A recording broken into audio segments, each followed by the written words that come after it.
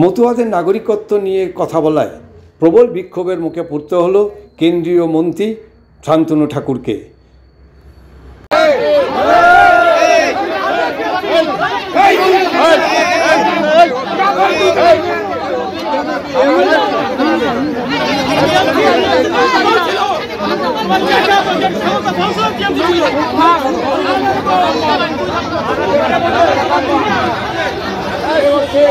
নাগরিকত্ব ইস্যু কি বিজেপির কাছে বুমেরাং হতে চলেছে?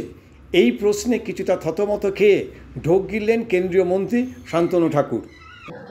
আমি কখনো বলিনি যে সিএ 24-এর আগে ইমপ্লিমেন্ট করতে হবে।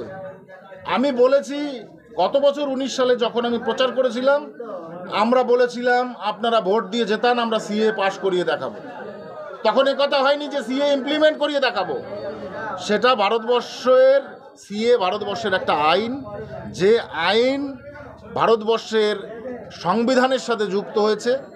ভারতবর্ষের সংবিধানের সাথে যুক্ত হয়ে সেটা একটা ভারতবর্ষের বৃহত্তর একটা শিলমোহর হয়েছে। আমি মনে করি যে গৃহ মন্ত্রণালয় থেকে তার বহু মানে গণিত বক্তব্য এবং গুণগত মানে সময় অনুসারে সেটাকে ইমপ্লিমেন্ট করবে, এবং আমার আশা আগামী 24-এর লোকসভা ভোটের আগে সেটা ইমপ্লিমেন্ট হবে, এটা আমার দৃঢ় বিশ্বাস। সিএ নিয়ে যতই প্রতিশ্রুতি দিক না কেন কেন্দ্রীয় মন্ত্রী শান্তনু ঠাকুর, মমতা বালা ঠাকুরের দাবি এই ইস্যুই বিজেপির কাছে বুমেরাং হয়ে আসবে। পার্সেন্টে আমাদের মতদের বেশি, একটা জাতিকে এইভাবে তারা বলতে পারে না যে মতদেরই শুধু আমরা নাগরিকত্ব দিই। কিন্তু যেটা 19-এ পাশ হওয়ার পরে আজকে 24 চলছে, আজও পর্যন্ত দিতে পারেনি। আমরা মনে করি যে এর ভোটের মাধ্যমকে মতরা তার জবাব দেবে। পিটিআই সূত্রে খবর, কেন্দ্রীয় স্বরাষ্ট্র মন্ত্রক যে কোনো মূল্যে লোকসভা নির্বাচনের আগেই সিএএ লাগু করতে চাইছে। অন্যদিকে রাজ্যের শাসক দল তারা বদ্ধপরিকর, কোনো মতেই সিএএ তারা এই রাজ্যে লাগু করতে দেবে না।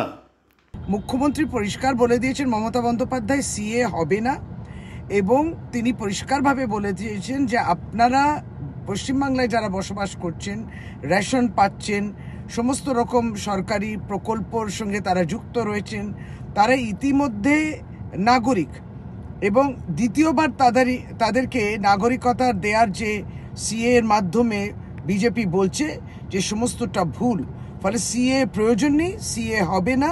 মুখ্যমন্ত্রী পরিষ্কারভাবে বলে দিয়েছেন যারা পশ্চিমবাংলায় রয়েছেন তারা প্রত্যেকেই দেশের নাগরিক। লোকসভা নির্বাচনের আগে উদ্বাস্তুদের নাগরিকত্ব নিয়ে ফের একবার রাজ্য রাজনীতি যে সরগরম হতে চলেছে তা বলার অপেক্ষা রাখে না।